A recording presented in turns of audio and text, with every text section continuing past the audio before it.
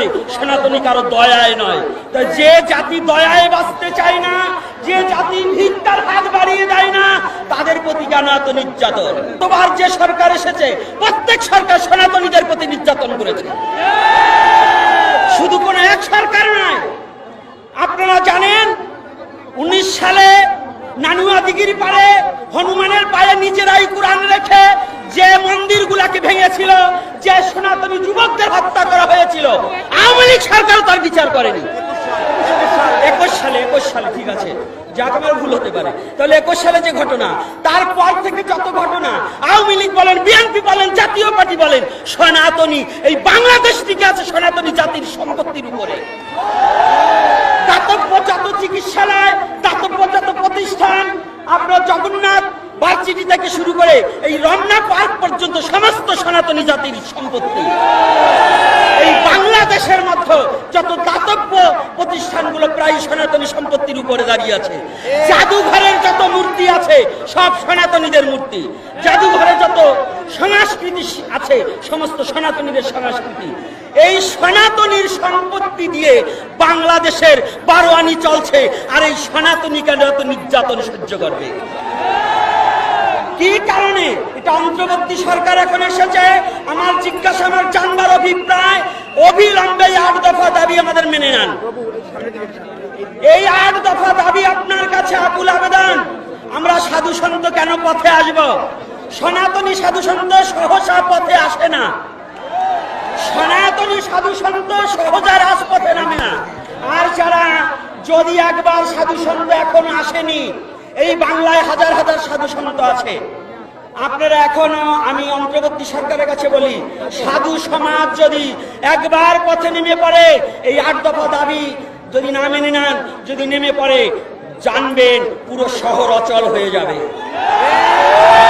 পুরো শহর অচল হয়ে যাবে। আর হে সনাতনী যুবকবৃন্দ, তোমরা এমন ধর্মে জন্মগ্রহণ করেছো যে ধর্মে মরে না, বাঁচতে শিখায়। সনাতন ধর্মে বাঁচতে শিখায়। সনাতন ধর্মে জন্মান্তরবাদ আছে, তুমি মরবে না, ভয় নেই। জাতির জন্য প্রাণ দান করবো, তথাপিও জাতিকে জাতির জন্য জীবনকে শেষ করে দেব। এই যতগুলো সাধু সন্ত এসেছে, প্রত্যেকটা সনাতনী একমাত্র জীবনটাকে বলিদান করেছে তার ধর্মের জন্য। এই সাধু সন্ত মরতেও শিখেছে।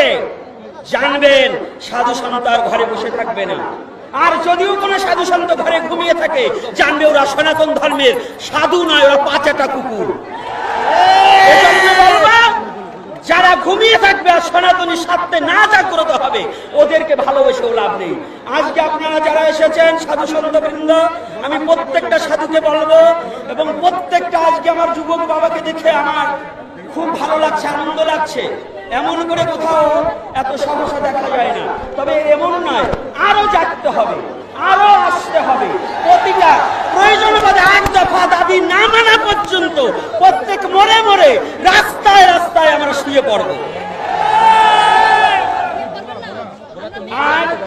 আর একটা কথা আছে, আপনাদের কথা আমরা চলবো না।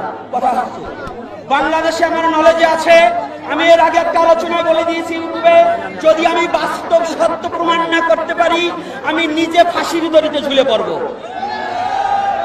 এই যে হিন্দুদের প্রতি অত্যাচার এবং জায়গায় জায়গায় দেবতা মন্দির দখল করা হচ্ছে এবং করবার জন্য যারা উস্কানি করছে, আমি আবদার রাখছি, এই বাংলাদেশ হিন্দু মুসলমান কোনো রেশারেশি ছিল না।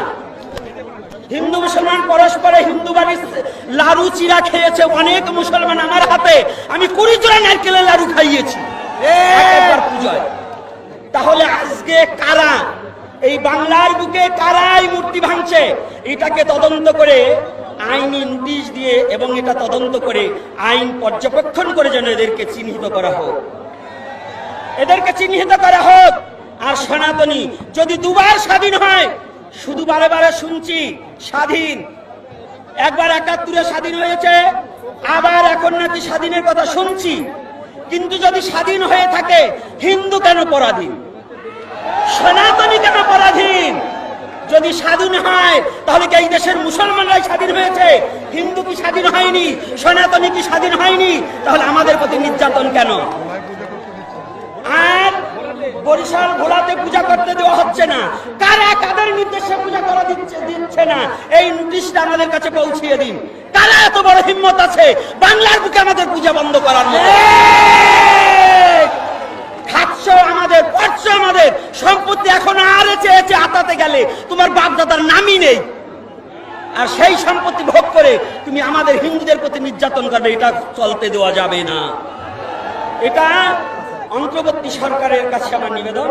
আর দীর্ঘায়ু করব না, আমার বাবারা আছেন, সাধু সন্ত আছেন, আর আমি সনাতনী মা ও বাবাদের কাছে, ছাত্র সমাজ নয়, আজকে ছাত্ররা আসেনি, আমার মায়েরাও এসেছে, আমার বাবারা এসেছে, সাধু সন্ত এসেছে, আমি সবার কাছে প্রার্থনা, সনাতনী রক্ষা করতে নামতে হয়, নামবো মাঠে। যে ধর্মে কোনো বর্বরতা নেই, যে ধর্মে কোনো পরকে হিংসা নেই, যে ধর্মে মানুষকে নিন্দা নেই, যে ধর্মে মানুষের কথা বলে, যে ধর্মে মানুষের আত্মচেতনার কথা বলে, আমার সেই ধর্ম সনাতন ধর্ম। আর আমার সেই সনাতন ধর্মকে নিঃস্ব করার জন্য যে কুচক্রমহল আসুক না কেন, তাদের হাত ভেঙে গুড়িয়ে দিতে হবে।